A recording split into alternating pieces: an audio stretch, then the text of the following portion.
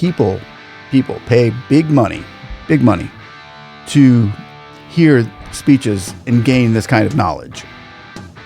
I'm like wowed again, every time we hear this man speak on a multi-global topic which concerns the whole world, we seem to get an honest answer, like from the heart, that actually makes sense, that works forth and brings a great hope and outlook on the future of those willing to subscribe to the idea of world peace and prosperity for everyone.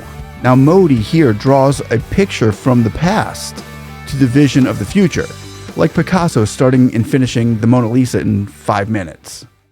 It's just brilliant, really. That's all I can say. If history is the greatest teacher, then why are we still trying to use the present to solve the deep-rooted problems and issues that the world is facing? People rush nowadays just to get a fast food burger when their body craves a healthy steak, or they look for a quick Band-Aid fix to problems that need open heart surgery. And we see and hear in this interview, and the Prime Minister here gives us an historical glimpse to the past, where there were years of endless riots and unforeseeable decades of unrest, which brings us to where we are now. Modi has seemed to find ways and solutions that if the world would grasp a hold of today, it might just bring that sanity and peace and stability back to billions around the world. And when we hear these new ideas,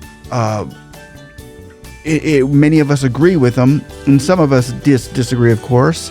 It still delivers a nice canvas to advise others with the knowledge and wisdom and understanding, as well as like this open portal for more dialogue to continue moving forward in a positive direction. So with all that said, before we get started, I just want to really thank you all for joining us here on the Speak and See show, and we're very, very grateful for you. So please, if you would, give us a like, and if you feel led, please subscribe for more of this content, and we are very honored. It's a blessing to have you. Okay, ladies and gentlemen, so let's go ahead and begin. This is ear candy for the ears and quite delicious brain food. So for those of you out there that just would like to grab a drink, let's dive in. In all you've been through in your career and through your life, you've seen a lot of difficult situations in the history of India. One of them was the 2002 Godhra riots. They're one of the most challenging period of modern history, when there was a violence between Hindu and the Muslim citizens of Godhra. It led to over 1,000 deaths. It revealed the intensity of religious tensions in the region.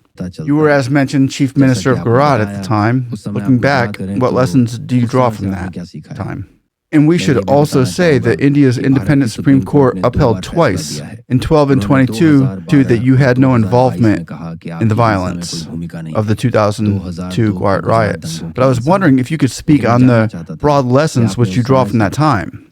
Regarding the earlier events that you mentioned, like the 2002 riots in Godhra, I'd like to paint you a clear picture of the 12 to 15 months leading up to that, so you can fully understand the atmosphere of that time. For instance, take December 24th, 1999, roughly 3 years earlier. An Indian flight from Kathmandu to Delhi was hijacked, redirected to Afghanistan, and landed in Kandahar. Hundreds of Indian passengers were held hostage. It caused massive turmoil across India as people faced life and death uncertainty. Then, in the year 2000, the Red Fort of Delhi was attacked by terrorists. Yet another crisis struck the nation, intensifying fear and turmoil. On September 11, 2001, the Twin Towers in America faced a devastating terror attack, once again shocking the entire world. Because ultimately, the people behind these attacks are driven by a similar mindset. Then in October 2001, terrorists attacked in Jammu and Kashmir Assembly.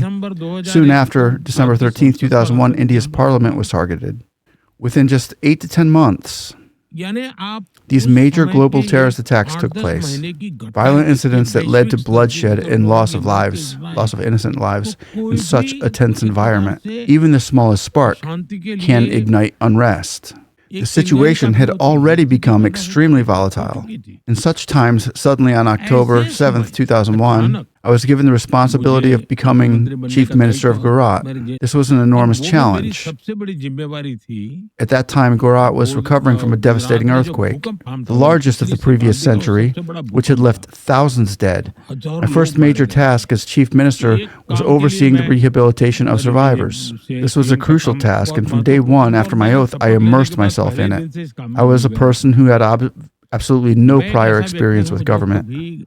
I had never been part of any administration, never even served in the government before. I had never contested an election, never even been a state representative.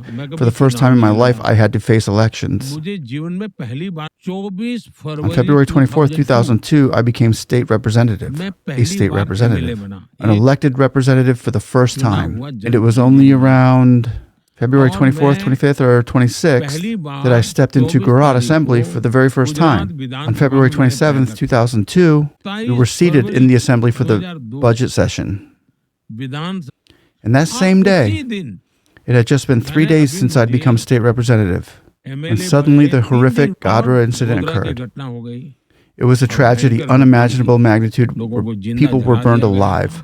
You can imagine, against the backdrop of incidents like the Kandahar hijacking, the attack on Parliament, or even 9/11, and then to have so many people killed and burned alive, you can imagine how tense and volatile the situation was. Of course, this was tragic for everyone. Everyone prefers peace. The perception that these were the biggest riots ever is actually misinformation. If you review the data from before 2002, you'll see that. You'll see that Gujarat faced frequent riots, curfews were constantly being imposed somewhere, communal violence could erupt over trivial issues like kite flying contests or even minor bicycle collisions. Before 2002, the Gujarat witnessed over 250 significant riots. The riots in 1969 lasted nearly 6 months. So there was a long history before I was in the picture. But that one tragic incident in 2002 became a sparking point, leading some people towards violence. Yet the judiciary thoroughly investigated the matter. At that time, our political opponents were in power, and naturally, they wanted all allegations against us to stick. Despite their relentless efforts, the judiciary analyzed the situation meticulously twice and ultimately found us completely innocent. Those who were truly responsible have faced justice from the Supreme Courts. But the most important thing is, in Gujarat, where riots used to happen somewhere or the other every year, but after 2002, in 22 years, there hasn't been a single riot in Gujarat. Gujarat remains completely peaceful. Our approach has always been avoid vote bank politics. Instead, our mantra has been together with everyone, development for all, trust from all, and efforts by everyone. We've shifted away from the politics of appeasement to politics of aspiration. Because of this, anyone who wishes to contribute joins us willingly. We've continuously strived to turn Gujarat into a well-developed state, and today Gujarat is actively contributing to the world, building a developed India as well. Ladies and gentlemen, we need more of this. We need more of this. I don't know. Hats off to that gentleman. Hats off to you guys in India. Hats off to that nation. As that country is just, they're really stepping up the game of the world right now. They're holding the world kind of to this higher level, higher standard of peace and security for everyone. And I'm just loving it. I don't know about you, but I think you could let me know down below how you feel about this. Please give us your comments, like, subscribe. It's been a blessing being with you today. Once again, thanks for watching. We'll see you on the next one. Bye-bye.